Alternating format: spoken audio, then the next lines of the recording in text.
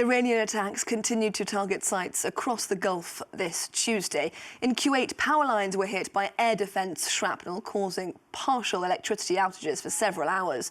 Bahrain, meanwhile, said it was attacked with missiles and drones and that an Emirati soldier serving with its forces had been killed. The United Arab Emirates, meanwhile, saying air defence systems responded to similar attacks, and Saudi Arabia said it destroyed Iranian drones targeting its oil-rich eastern province. Well, for more now, we can cross to our correspondent in Doha, Hoda Abdelhamid. Hoda, the New York Times today is reporting that Saudi Crown Prince MBS that he's pushing for the US to keep the war with Iran going. What would the thinking be, do you think, behind that reported encouragement?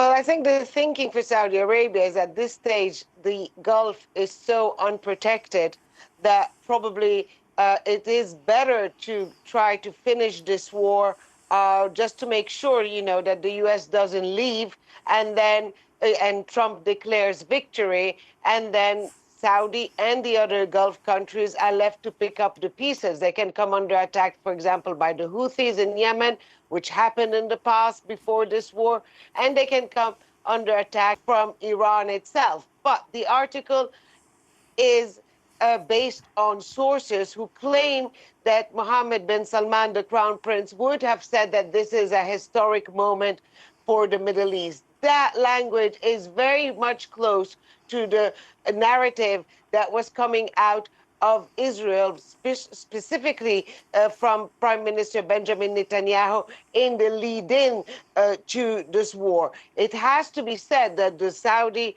government has issued a statement denying any of these claims. This is the fog of war. You will have leaks everywhere, confusing people, paving the way for the public. Confusing people, paving the way for the public opinion for the next step of the war. Just shortly after this article came out, another leak came out with another news organization saying that 3,000 more U.S. soldiers were on the way to this region. I think it's really to create this fog of war that happens during each and every conflict I covered. Probably the truth is somewhere in between. And Hoda, Iran this Tuesday is continuing to attack Gulf states. Have you noticed any shift in the intensity or the targets of these attacks, Hoda?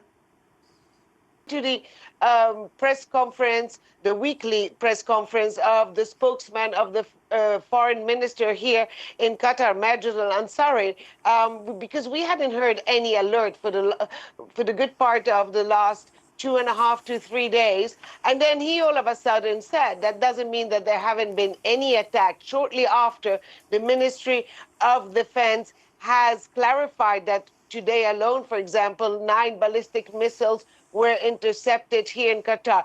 There seems to be maybe a shift that the attacks from Iran are now targeting specific areas away from the urban areas. You see that, for example, in Saudi Arabia. Of them, I would say, on this day, were towards the eastern region. That's home to most of the oil refineries and the most important oil installations in Saudi Arabia. And then you had another attack in Bahrain where a UAE contractor who is of a Moroccan origin was killed, and several others were hurt. That again being a military target. So people here are a bit confused. Many would tell you maybe there's space for diplomacy, maybe something is happening behind the scenes. President Trump seems to say that. He just said it about 20 minutes ago or so, while I was on standby to come on air. There seems to be a little bit of a shift, and it's certainly not the same intensity that we had for the first 3 weeks of this war. I wouldn't draw conclusions yet. For sure, Iran is under a lot of pressure. It's being hit on a daily basis, and it's come under a lot of criticism because, according to some statistics I've seen, two-thirds of Iran's firepower was directed towards the Gulf countries rather than towards Israel. So that is something probably that the military commanders in Iran are also taking into consideration.